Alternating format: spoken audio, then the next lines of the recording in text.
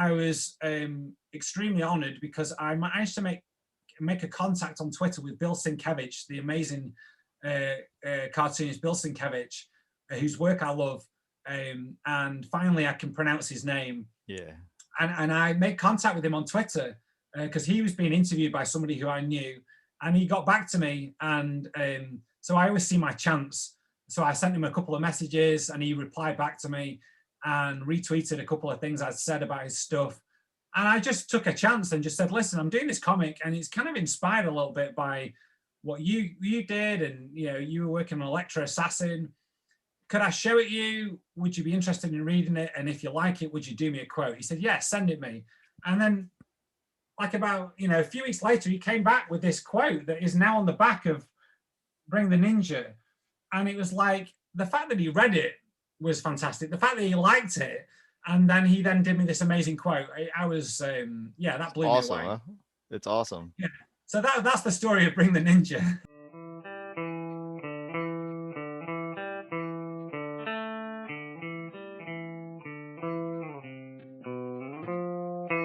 Welcome back to the Comics Cube, everyone. I'm with Marc Jackson. Hi, Marc. Hello, how are you? I'm doing okay. How are you? I'm okay, thank you. Let me tell me why comics. What got you into comics? Basically, as a fan, then eventually as a cartoonist. Yeah, so it is the cliche, but I've had comics since I was little, and over here in the UK we have a comic called the Beano. Whether you know the Beano is a very long-standing tradition in this country. It's a weekly comic for children. And I would get that. So a lot of it, I have memories of what I was getting, but also when I go back through all the collections of things that I've got, whether it be things that I have now in my family home, or if I go to my parents, in the days when you were allowed to go into other people's houses, and every now and then I'll be given a box. Oh, these are yours to take home. I was like, all right, okay.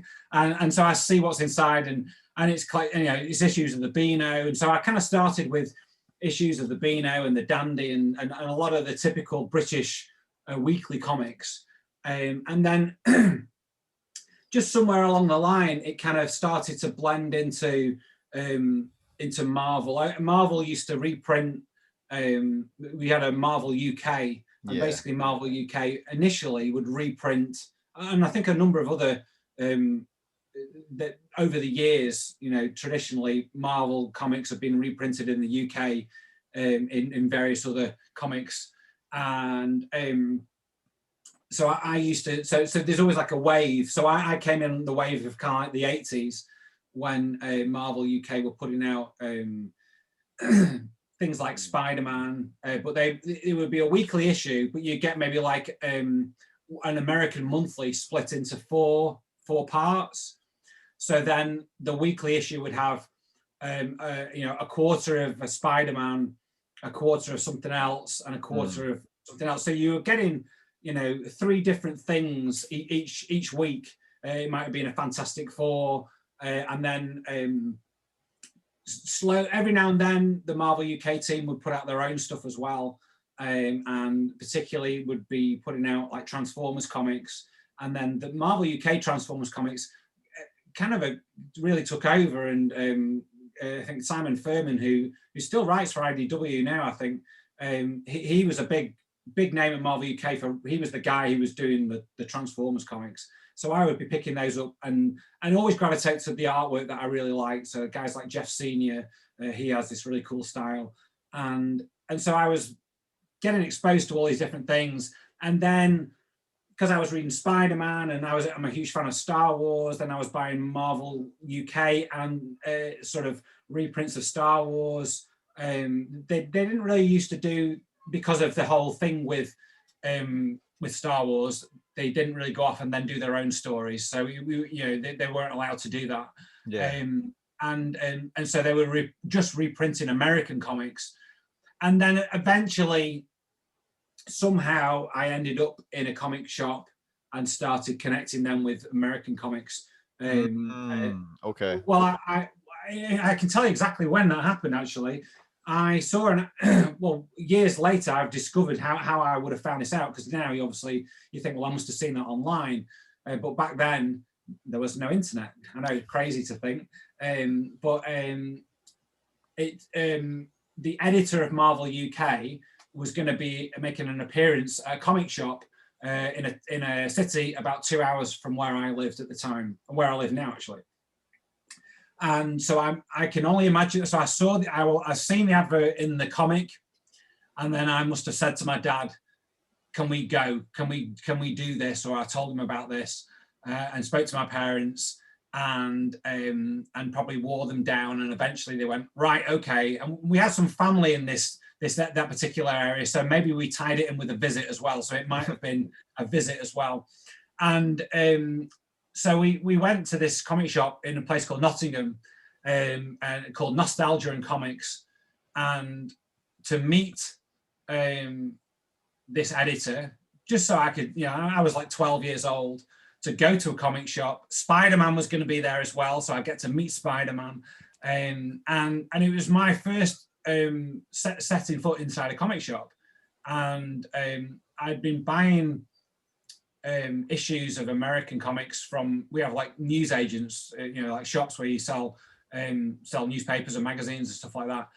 And they would just randomly get, and all different news agents would get randomly a stack of American comics, a stack of Marvels, not really DC, mainly Marvels, or unless I just wasn't bothered with the DCs, but it was mainly Marvel comics. And so I would go on my bike to the various news agents that I knew in my hometown, of which there were many, and just to see if they had some other issues, which they usually did. And one of the ones that I was a big fan of, and still am to this day, is Gru the Wanderer by the mighty Sergio Aragonés, who is my all-time favorite cartoonist, and who I was very fortunate enough to meet and work with about 3 years ago. And so I would pick up Gru the Wanderer, and when I went to this comic shop, my first time in a comic shop, there was some issues of Gru the Wanderer.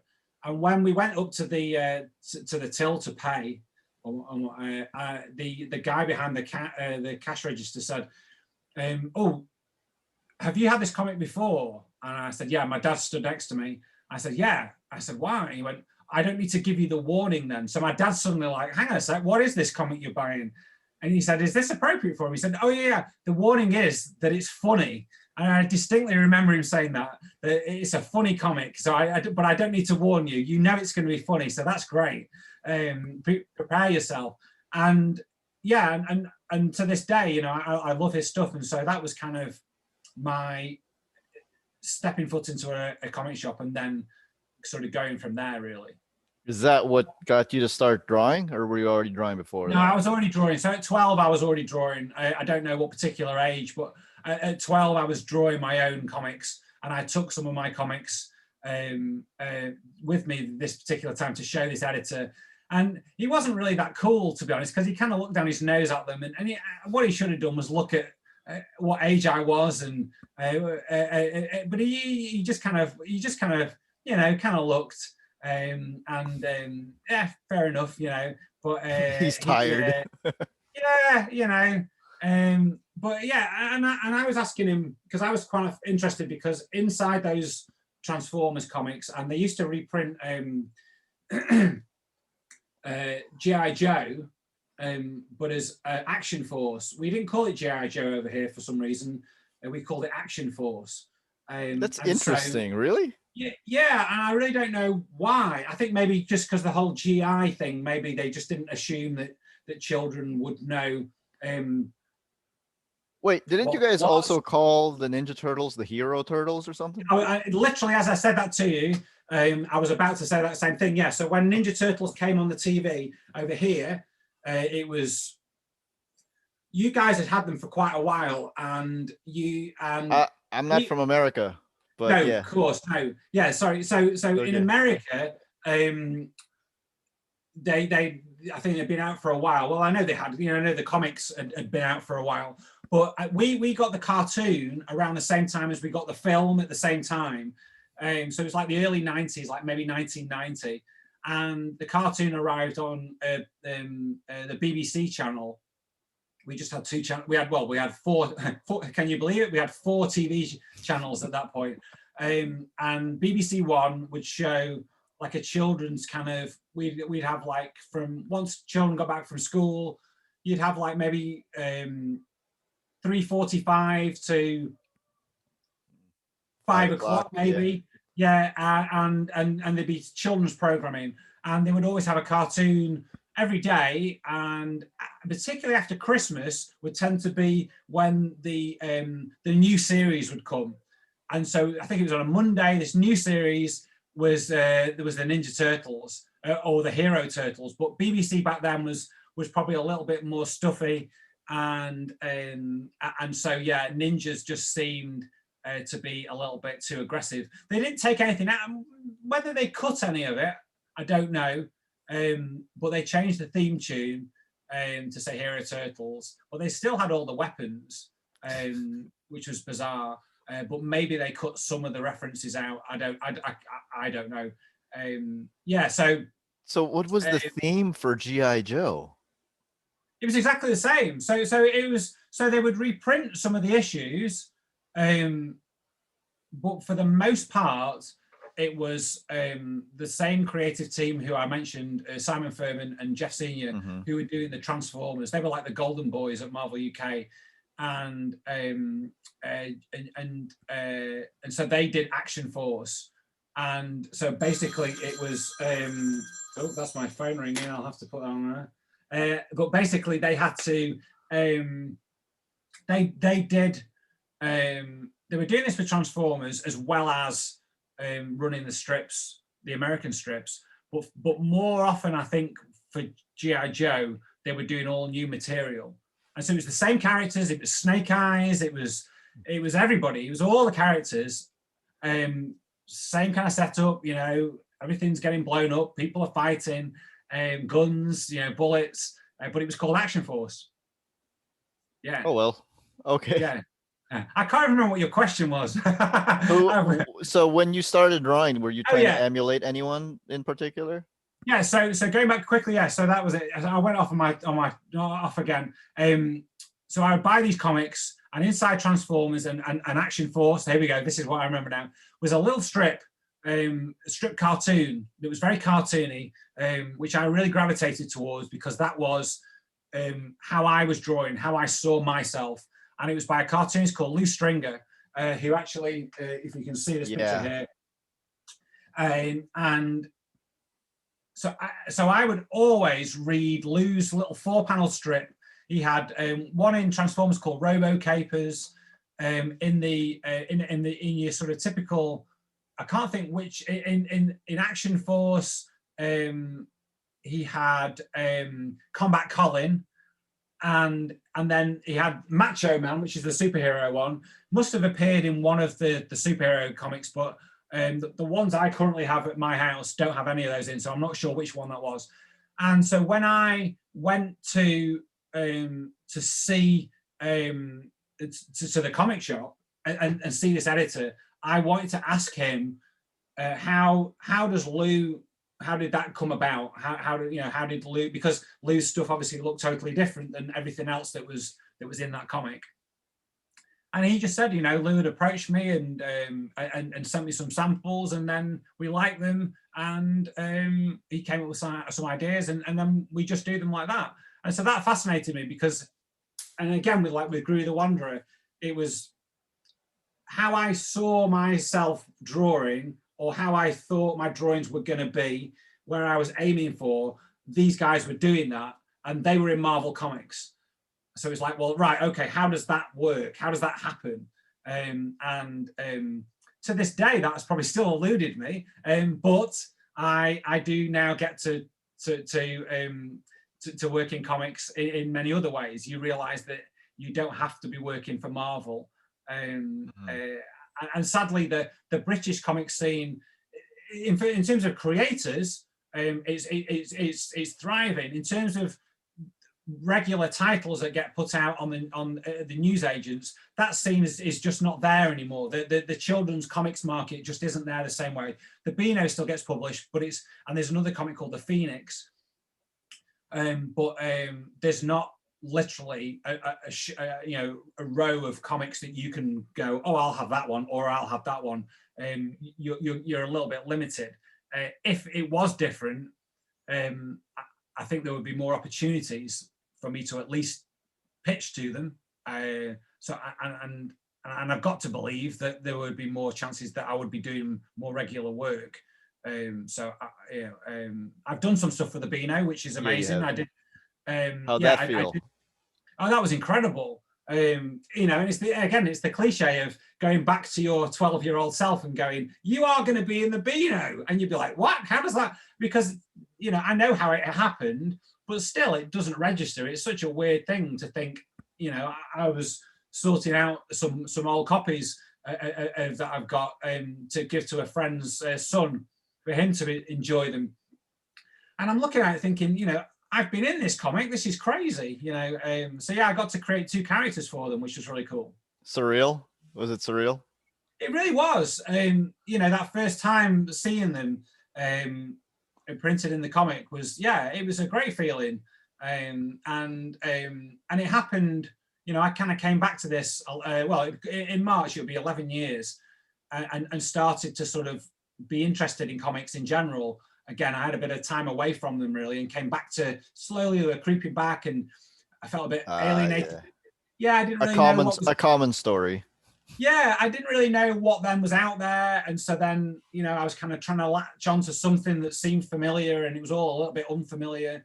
But then, and that then inspired me then to start coming up with some ideas, which then led me to drawing some stuff again and putting some stuff online. And then it was about seven years ago, I started doing some stuff for a local community paper. Literally, the offices we just moved back to the town we're living in now, and we got this paper through the door, and I saw that the paper was quite arts focused. There was a lot of art stuff in there, talking about art. And for a local paper, for a community, I thought, oh, this is pretty cool. So I sent an email to the editor and said, listen, I'm a local cartoonist and I've just started doing this, and would you be interested in having a chat? And he ran a little piece on what I was doing. And then I pitched him the idea of doing a comic strip. Would he be interested in that? And he said yes. He said, I can't pay you much. He said, I can pay you literally £5 a comic, which is and he said, I know that's a terrible rate for a comic. He said, but I thought, well, do you know what? I get to then be published. I get to do it, and as many creators will say, it's the constant making the comics that make you better at doing them. And if you've got then a deadline and you've got a requirement, that is going to do you nothing but good, because you're going to need to be making deadlines. And yeah, it was just a 4-panel little strip. I was doing two a month, which it isn't a huge output, but then it was like, all right, I've got to come up with 2 ideas for this each month, which I did, and I did that for a number of years. And the editor, Martin Regan, it was his name. He was so supportive, and when I got in the Beano, I just went into what I discovered was the offices for the newspaper were literally 2 minutes walk from my house, and his office was underneath. His main office was above the art gallery that he owned, and that's why they were so art focused. That makes sense. Yeah, and so he said, so I would pop in every now and then if I had got some new opportunity, and I remember going in and saying, "Yeah, hi Martin. I don't know if this is of interest." I said, "But I've just got a job for the Beano." And he was out of his chair and his hands were on his camera in like one swift move. And he goes, "Stand over there." And he took my picture, and then he ran a little piece about that. And so, getting in the Beano was a huge thing, and has become a real, people's ears prick up over in this country. If I'm meeting parents, I do a lot of drawing workshops with children in libraries and schools and festivals. Again, when I can. I haven't been able to do that for nearly an entire year now, which has really been hard. It's a big part of my income, and so that's been really tough. You guys are back on lockdown, right? We're back on lockdown, yeah. So after Christmas, we had the Christmas holidays, and then we haven't gone. But we've gone into lockdown, and this is a harder lockdown because the schools have closed again. Our schools reopened in September, and so our children have been able to go back to school. So yeah, we went back into lockdown, and so we started the new year back in lockdown. And so that's been kind of tough to not do that. But yeah, whenever I would talk about that I'd done work for the Beano, people listen. And yeah, and just going back to Martin, he's sadly no longer with us. He died a few years ago, and I'm it sorry was so to hear sad. that. Yeah, it was really hit me because he was such a nice guy and so supportive. And if he hadn't done that, given me that opportunity, because newspapers don't commission, unknown cartoonists. Newspapers don't really commission any cartoonists a lot of the time. That's not an easy thing to get into.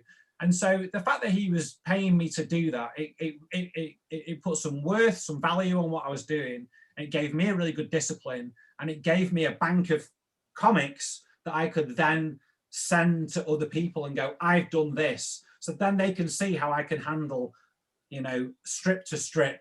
Okay, it's not just a one-off. This guy's done this one, and he can use these characters, and he can come up with new ideas, and that helped me get work for both the Beano and then Aces Weekly, which is David Lloyd's online comic anthology. So that all kind of happened. The newspaper, the Beano, and Aces Weekly all happened at the same kind of time. Yeah, Aces Weekly. That's a pretty cool initiative by David Lloyd, who is the artist of V for Vendetta. For the people who are unfamiliar with David Lloyd, which you should not be if you're watching this channel. No, that's true. Yeah. Bring the Ninja. Talk to me about Bring the Ninja. Bring the Ninja, that came about at the start of we've done 3 lockdowns now. So lockdown 1, which is the big one, which is the main one for everybody, in March last year. When that one came, so literally my schoolwork and everything public facing just went. And then I slowly started, as everybody else did in the comics industry, to see that publications were either ceasing to exist or putting things on hold. Even like Marvel and DC stopped publishing comics, didn't they, at one point? It was insane. And I then started to see, so I would do one monthly comic a month in here's the annual, I'll throw this up, comics. This is, the video is going to be seen, isn't it? It's not just an audio. Yeah, it's going to be video. So this is the annual that they put out at the end of last year. It's a Comic Scene, was a magazine that had been going for over a year prior to me doing the last one for them. I think maybe a year and a half.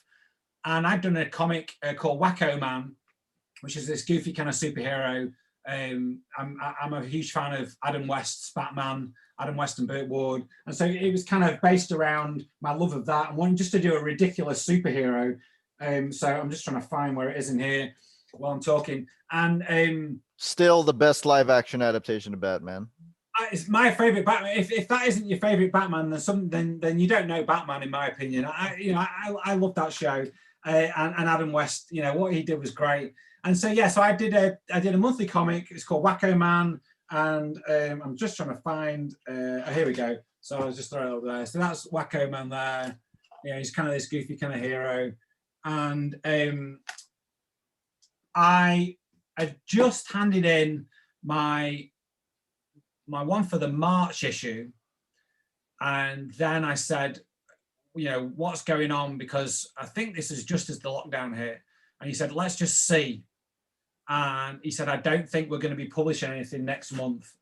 And then it became, he said, come back to me in July. I think he projected, because he was only just about to release this issue, and obviously, and all the shops were closing.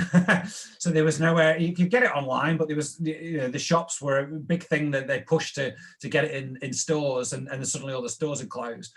So I lost that. And then I also do a comic called Hot Dog and Mustard, for the Brooklyn Red Hook Star Review, which is another community paper in New York, or Brooklyn, New York, in Red Hook, Brooklyn, New York, that I've been doing work for about 6 years. And for the past 2, I'd been getting paid to do a new comic called Hot Dog and Mustard, which it was based off of a single issue that I put out. These guys here, which is kind of like an all ages kind of like Ren and Stimpy kind of single panel per page, almost like designed as your first comic. So imagine if this was your first comic that you were picking up. So it's very written in a way to be read out loud and stuff like that. Mm-hmm. And so I was doing that one, and again, I'd just turned in my latest one of that, and I said to the editor, a guy called George Fiala, or Fiala, I'm not sure how you pronounce it. I said, George, what's going on? Will you want one next month? He said, drop me a line in a couple of weeks. I just need to see what's going on, how things are working out. I thought, oh no, I'm going to lose this one as well. And so I needed to keep creating stuff, and people were putting a lot of content online, and I set up a YouTube channel that had been supported by the Comic Art Festival, Lakes International Comic Art Festival over here. My great friend Julie Tate, who's the festival director, had helped support it to get things going.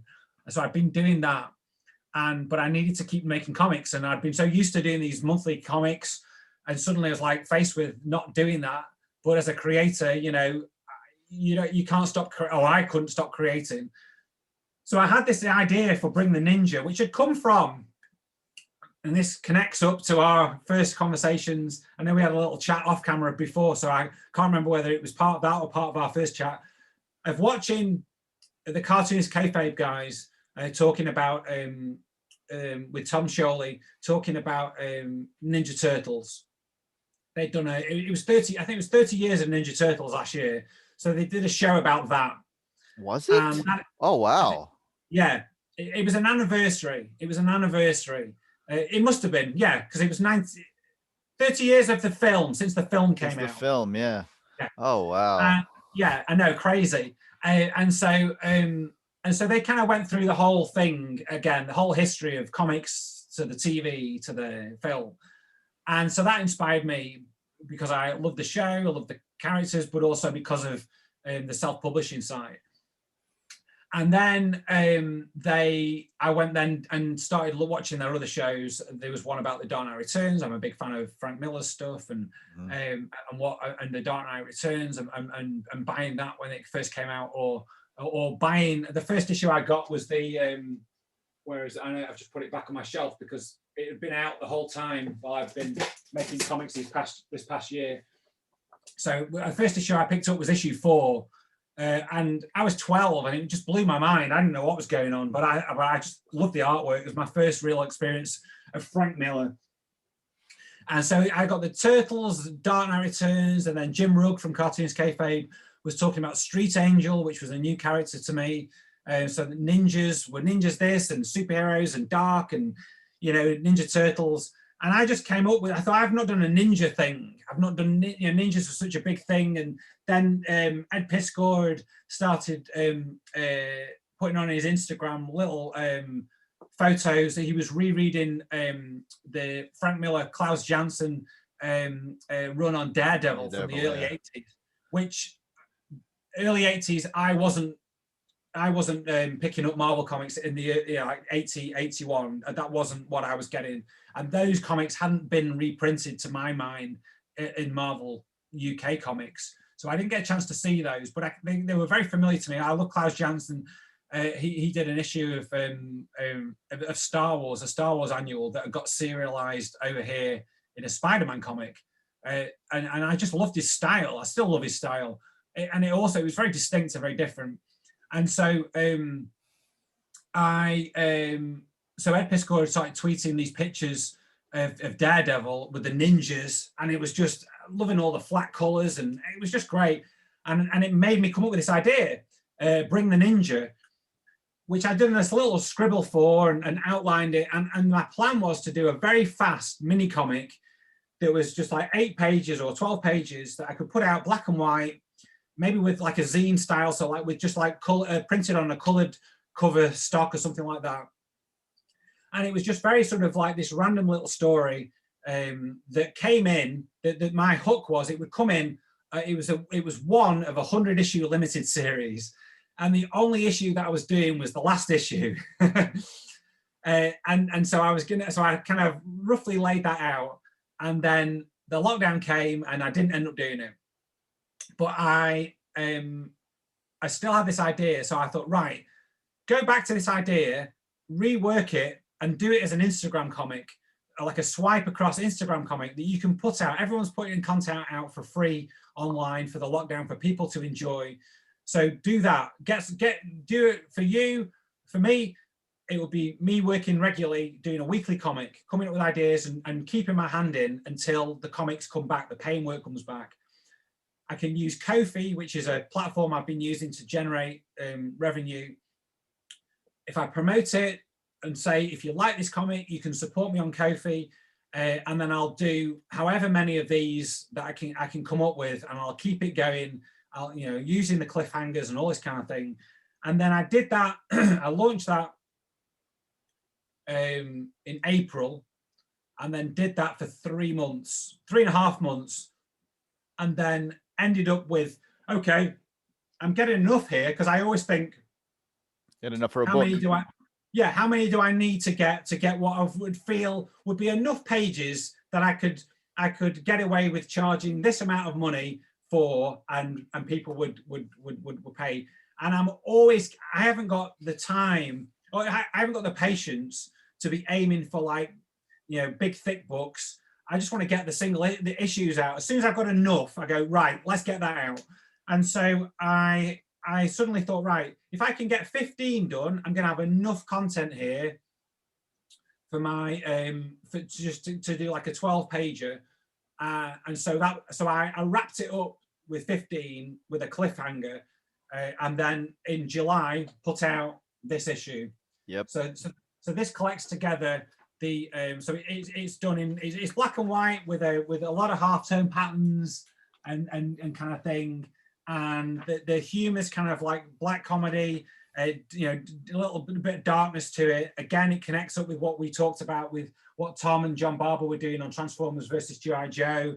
So it's got these kind of like little moments where the characters just randomly start talking about things in the middle of a battle, and it was only going back to it that I thought, oh, I'm doing the similar kind of thing. It must have been in my mind, but to be honest, my comics are like that anyway. I find that funny, and I probably connect that more with Tarantino or Kevin Smith, more probably Kevin Smith, of where characters are just talking about random things in the middle of what's going on. Yeah. And so and what became the hook with Bring the Ninja, which I think I sent you to read. Mm-hmm. Yes, yeah. You did. Yeah. The hook where I changed it from my original idea to what it is now. I did the first strip, and then before I put it out there, I just came up with this little idea of where one of the characters who's a superhero, or he dresses up as a superhero, he has no known powers. He's called Floyd Fighter, and he has a cape. He doesn't have a shirt on. He has pants with no shirt and a mask. He's got no powers, and he's mocked by his ex-wife. And the little reference to his ex-wife keeps coming up all the way through the comic. I keep going back to that little idea where she gets referenced, and then there's a reveal at the end where that really comes into it. And so I put that out in July. I was extremely honored because I managed to make a contact on Twitter with Bill Sienkiewicz, the amazing cartoonist Bill Sienkiewicz, whose work I love. And finally I can pronounce his name. Yeah. And I made contact with him on Twitter because he was being interviewed by somebody who I knew, and he got back to me. And so I always see my chance. So I sent him a couple of messages, and he replied back to me and retweeted a couple of things I'd said about his stuff.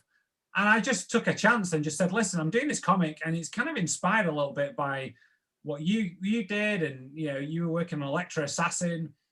Could I show it you? Would you be interested in reading it? And if you like it, would you do me a quote? He said, yes, send it me. And then like about, a few weeks later, he came back with this quote that is now on the back of Bring the Ninja, and it was like the fact that he read it was fantastic. The fact that he liked it, and then he then did me this amazing quote. I was that blew me away. Huh? It's awesome. Yeah. So that's the story of Bring the Ninja. He's such a cool guy, and it's funny because I mentioned Kevin Smith. I'd never seen an interview. It hadn't even dawned on me to search for an interview with Bill Sienkiewicz online.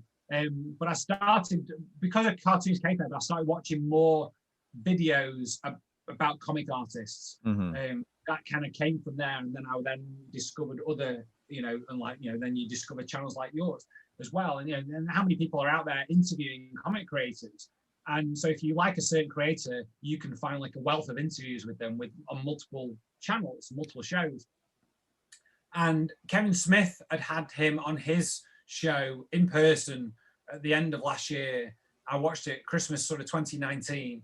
And he was talking about his career basically. And I found it fascinating that he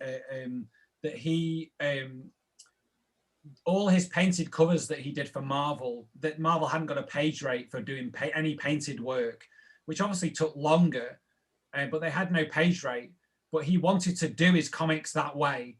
And they said, well, listen, we'll let you do that, but we can only pay you the standard page rate of $50.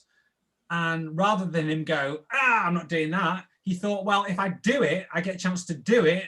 I get a chance to really go for it, stand out. I'm still getting paid.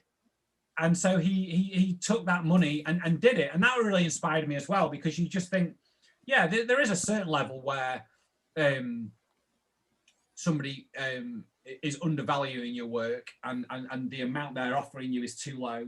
But he went to them. It wasn't the other way around. He went to them and said, I want to do it this way. And they said, okay, you can do, but we can't pay you what you deserve because there is no pay rate.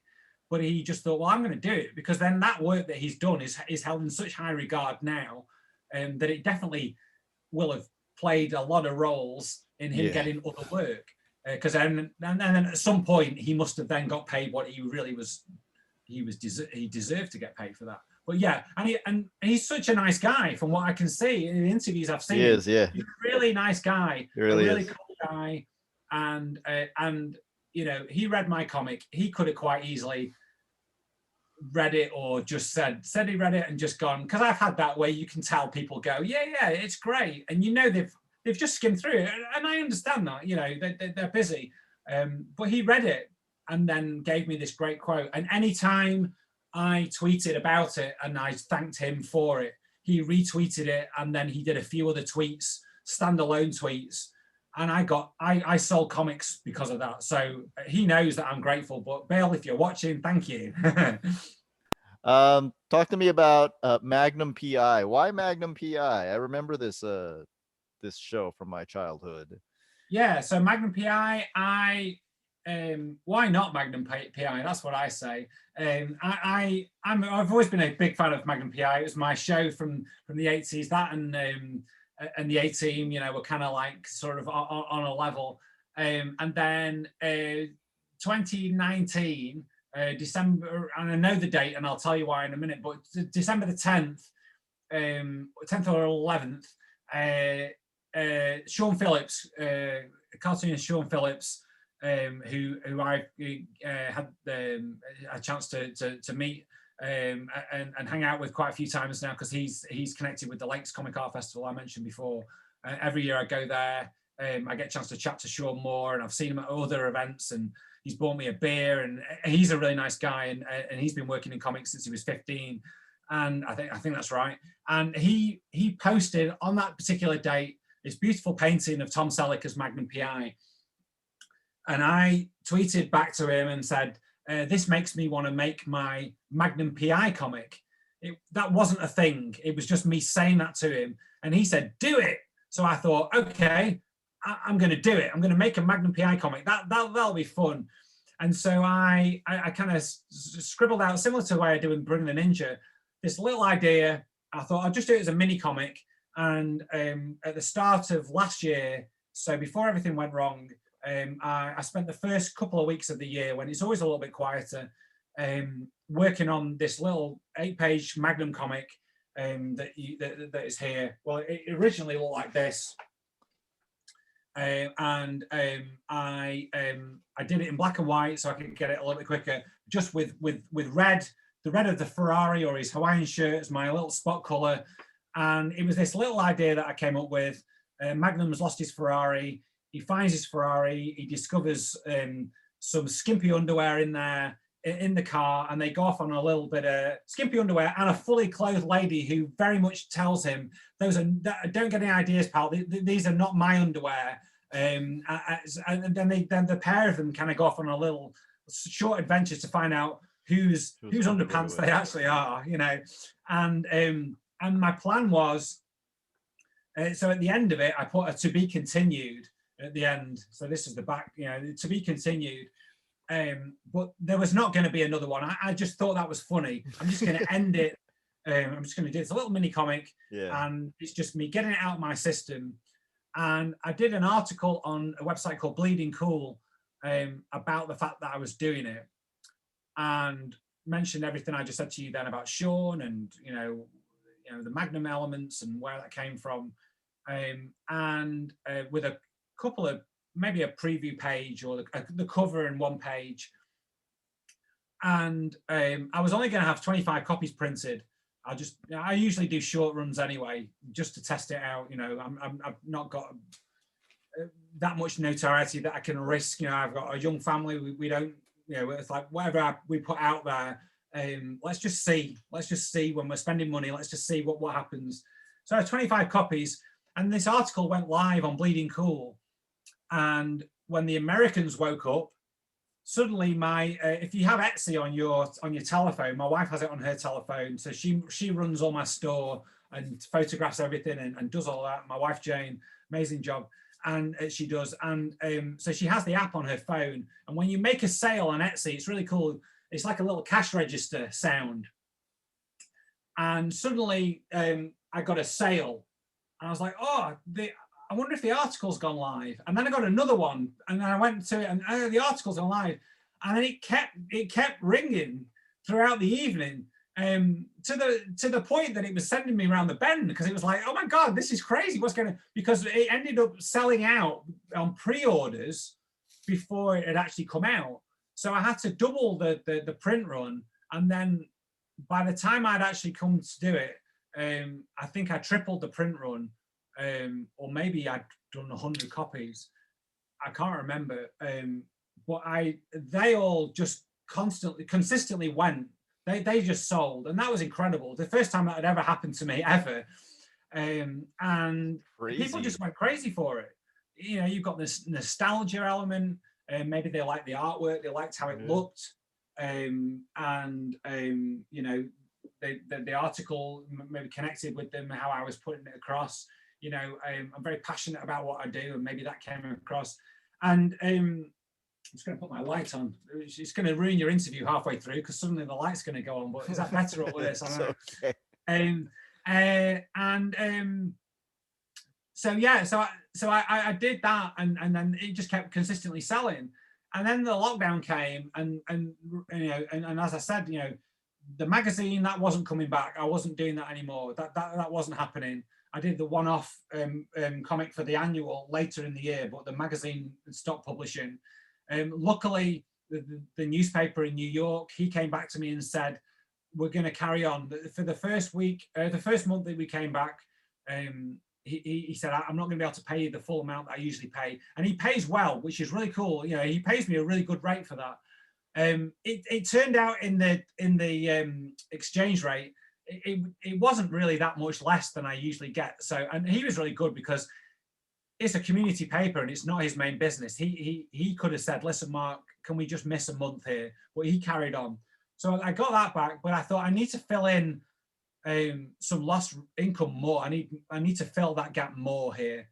And Kofi had been working really well with me, that people had been supporting me when I was doing my live drawing shows. I would come off that and people would drop me a coffee here and there. And I thought, right, I need to do a comic on Kofi. I need to do a regular comic on Kofi to see if I can fund that comic to fill the gap of what I lost. And I thought, well, what can I do? I thought there's no point me doing a new character. I need to do something that people are going to connect with. And so I turned to Magnum, and I thought, okay, if I do a monthly Magnum comic, if I can fund the creation of that each month on this platform, what do I need to do? I need to contact everybody who bought the comic originally and tell them I'm doing this. So maybe they'll have enjoyed that and go, okay, I want to read more. I need to do another article on Bleeding Cool to tell them I'm now turning this into a webcomic. I need to cover all those bases to give it the best chance. And that took off again. People supported me. I've got some regular supporters on there. So I started doing that in May, and then ran that all the way through the rest of the year up to Christmas, and debuted. I wrapped up it was 8 comics, 8 strips.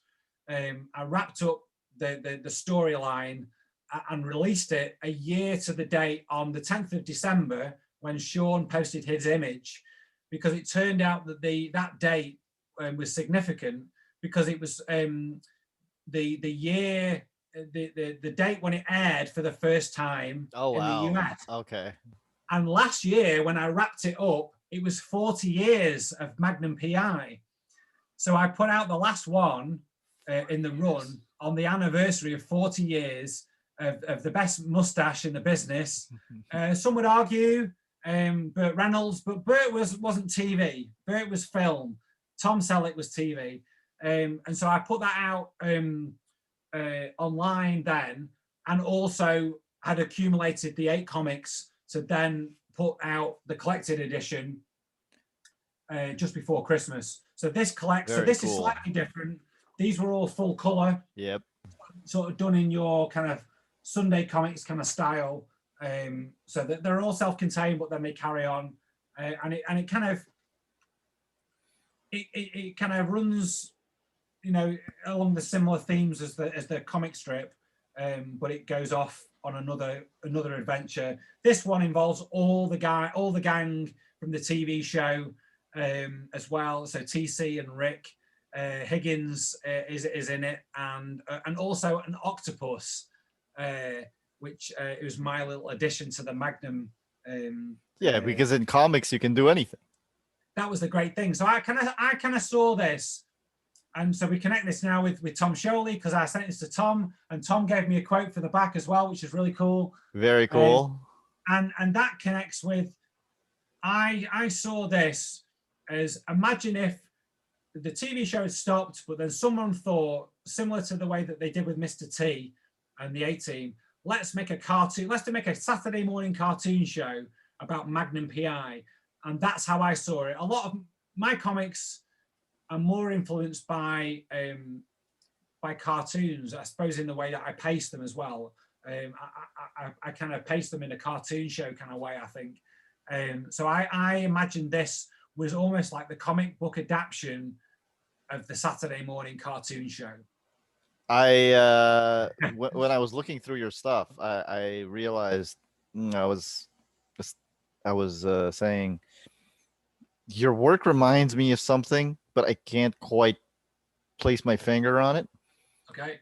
And now that when you mentioned Sergio Aragones, that's when it kind of clicked. I'm like, okay, I can see that, but I can't place where you're getting the color, your approach to color from.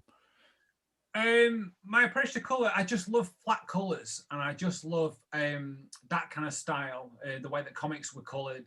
But again, connecting to comic shows, cartoon shows, I'm a big fan of how they would color the old Hanna-Barbera, like particularly the Pink Panther and stuff like that. The colors were all a bit off register, so they weren't, they were, and the style of that very much influenced me. And so, and I'm also a huge Calvin and Hobbes fan. It's a Bill Watterson. It was another. So him and Sergio are kind of. I'll let them have that fight together of who is my favorite cartoonist. They have different things going on. That's another name that gets brought up a lot on this channel randomly. Bill's just phenomenal, and obviously Bill was writing and illustrating Calvin and Hobbes, so the way he wrote those comics as well was a huge influence on me. And so maybe my colors come a little from him. definitely just old comics. I just like that style. I'm not into airbrushed comics and that whole kind of thing. I do like some of the more modern techniques, but some of them I don't care for. But flat colors are just, I just, as they say, they are my jam. I think, as the kids say. But I just love them. I just love how they look. Me too. Yeah. Yeah, and I can get really nice results quite easily. And again, that comes back to wanting to get things done. Like I've got this on my desk still, the Dark Knight. I was just blown away by this silhouette with the Superman logo. Obviously we know the Superman logo wasn't backlit, but this is just a graphic style, and I like that. I like that, using color in that sense, using color as a graphic style. And so even though my stuff is very cartoony, I still like that graphic aesthetic. The way I do my typography, my lettering, it's all one thing. It all connects together. That's actually why, to this day, I prefer Batman's costume with a yellow oval. Yes. Because it looks better in silhouette. I know I've lost this battle, but I am alone on this hill, but we all got to die somewhere. It's funny, isn't it, though, because he didn't put Batman's symbol on there. Yeah, because he doesn't have the oval by that point. Does he not have it on? No, he doesn't, does he? On the costume, is he not wearing it? Yeah, so a funny story about that. He had to put the oval in because that's how Batman was licensed back then. Right. So in the first issue, he had it ripped apart, and then when he comes back, the oval isn't there. Like that's the way he got it out. Right. Okay. Right. Yeah. Because when he's in the final throes of his fight with Superman, I hadn't even noticed that there is no bat symbol on that costume. That's bizarre. It's weird, huh? Yeah, that's really weird. I mean, I guess the argument is that you don't need the symbol to recognize that it's Batman, but still. Yeah, I think yeah.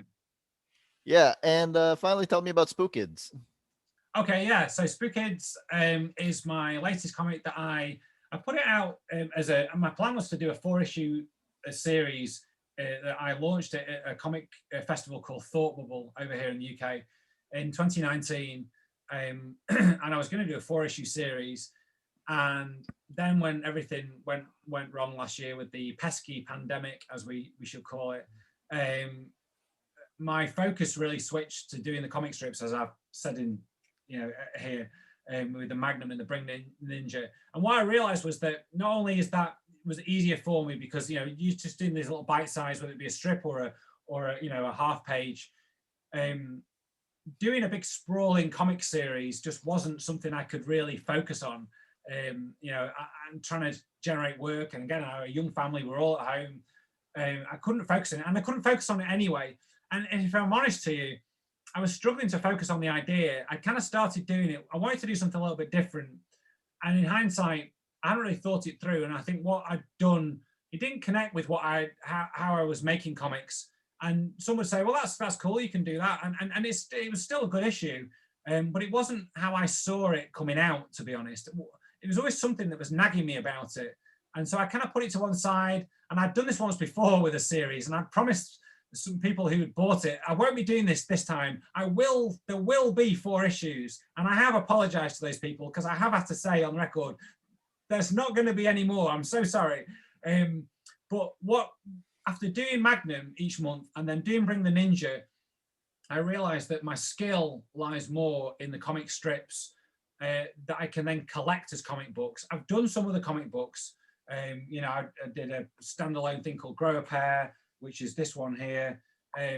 This was a standalone comic, like 40 pages. Goons of the Galaxy, which is what appears on Aces Weekly, originally appeared on Aces Weekly. I've now collected together in this edition. That was it was a comic strip format. Grow the Pair was a single panel per page. I saw that as 36 panels of a comic strip. That's how I saw it.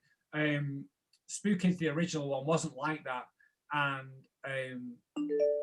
it didn't quite work the way that I wanted it to, and the story didn't kind of go. So at the end of last year, after doing Magnum and doing Bring the Ninja, I thought, right, I've got these characters and there's something there. The ideas are there. I need to give these characters deserve a second chance. And people are saying, when are you going to do more Spookids? When are you going to finish that? I said, I need to come back to it. I need to figure it out. And I figured out a different approach, the comic strip approach. I thought, right, I'm going to do a single page. This is going to be a single page strip. It's going to be monthly. I'm going to put it out on Ko-fi. On Ko-fi, you can do different levels of support. So you can people can just buy you a coffee. They can see anything you put on there for free. You can lock content that's there for just people who support you, or you can have content on there just for people who subscribe each month. So they lock in each month, or at least they do it 1 month. So I am giving you $3 or £3 or whatever a month. But then if they then decided to not do that again, then they would lock them out again. So I thought, right, I'm going to put Spookids out as a monthly comic. I'm going to put one out a month and see what happens. And so I reworked the whole thing. And basically the first issue that I did, the one strip that I did was like the part one basically condensed. It was like me doing an adaptation of that issue. I condensed everything that happened in that issue and some things that hadn't yet happened and did them in one page. And I thought, yes, dense cartooning is seems to be my thing that I really enjoy. These little cramped panels with as much going in, and it just really, and I connect to it, and it really makes you drill down to the ideas and the gags and making every panel really count. And I don't know whether I did that in the comic. I didn't make every panel or page count, and that was where it undid it for me at least. And so that was what so I put that out in November. I had to quickly come off it to wrap up Magnum so I could finish Magnum. So it was a little longer than a month between, but then I got back into it just before Christmas and then straight into it after Christmas into the new year to get it's part 2 out. And part 2 really gets the story and the characters kind of going. Another character comes in and the idea kind of goes. And I was really whizzing along on this, considering the children were at home and I had other things to do, other paying stuff. Well, this is paying, but it's not my top level of pay. So I can still justify doing it, but I can't put it aside, put other things to one side because of it. I was getting it done quite quickly. So I then decided in my infinite wisdom I'm doing 2 a month. I can put 2 a month out here. And I'm achieving that. It's working. If I was getting paid to do this, if I was getting lots of support, incredible support, I've got some really good people who are supporting me. But if I had more supporters, I could do one a week. That's not. It's not that I'm not able to. It's just being able to find time to justify. So I can justify doing 2 a month, and it's whizzing the story along, and it's also affording me the chance to sort of go off on a few tangents and allow me to do stuff in the strip that maybe if I was doing it once a month might be pushing it a little bit. People will be like, oh, right, you've kind of gone off on a little bit of a detour here. And now I've got to wait another 4 weeks before the characters that I was enjoying to come back. You've gone off. Who are these other characters that you're now? Well, because I'm doing 2 a month, I can now go off on a tangent, off piste, as they say, talk about these other characters and then come back to the main characters. So it's given me a chance to do that. So I put that out every other Friday on my Ko-fi page. And so the part 4 drops tomorrow, and B. Arthur from the Golden Girls, she makes an appearance, but it's not the B. Arthur that you might know. That's all I'm saying. Very, very 80s influenced work. Yeah, I'm noticing a pattern. Well, that was with Spookids. That was the idea. I was inspired by. I got into Paper Girls, the Brian Vaughan and Cliff Chang. Yeah, which I really liked. And I was inspired by that. And I got this idea prior to reading that, and that sent me off on another tangent on it. And that was obviously steeped in the 80s. And I kind of tried to do the same thing. But what I realized and what I've now done in this strip is if you're going to do the 80s in a comic strip, in a very cartoon strip, you've got to, I mean, this is not a spoof, but you've got to put more references in that are really obvious. I'm not being subtle. You need to drive those references home. And you need to, if people know the 80s, if people know war games, there's a reference in the first strip to war games. It's a bit of a deep cut. So if anybody can reference, if anybody picked up on that, I'd be really impressed. I think I sent you Spookids as well. If I haven't, I'll send you what I've got so far. Yeah. And you let me know if you can pick up the war games reference in the first strip. I have it right here. Right. It's quite. It's not as obvious, but it's there. It's towards the end. I'll let you know. In war games, there's a great line in war games where I think it's the general. They're in the the war room or whatever it's called, and it's all going wrong. And he makes a reference. Can I just use some language? It's nothing too bad. Yeah. And the general says, they're trying to figure out what to do. And the general says, I have to dull my voice a bit in case my children can hear, but the general says, I'd piss on the spark plugs if I thought it would help. So I reference in mine, I chew on the wires of your Acorn Electron. Now, I don't know if an Acorn Electron is a computer that's known. I think it was a British computer. It was kind of like, if your parents couldn't afford the big fancy Commodore 64 or whatever, you might have got the Acorn Electron. It was kind of like the B-list of computers. So I just thought a war games reference and a reference to a computer that not many people would have had would have been hilarious. So there you go. That's why I put that in there. So my references are random as well. So yeah. But I mean, they get the feel of it. So yeah, I think so. Yeah. So I have to remind myself to make sure I put in some random 80s references throughout. That has to be the thing now. So yeah. So B. Arthur particularly, she takes the whole episode in episode 4. So you're on Ko-fi.com, ko-fi.com/Marc makes comics, Marc with a C. Yeah, so it's Ko-fi, ko-fi.com/Marc makes comics. Yeah, Marc with a C. And where are you on social media so people can find you? Yeah, so you can find me on Twitter, Instagram, and Facebook as @MarcMakesComics. Again, Marc with a C, MARC. And you can search our YouTube channel. I think if you search Marc Makes Comics, it'll come up. I haven't got a bespoke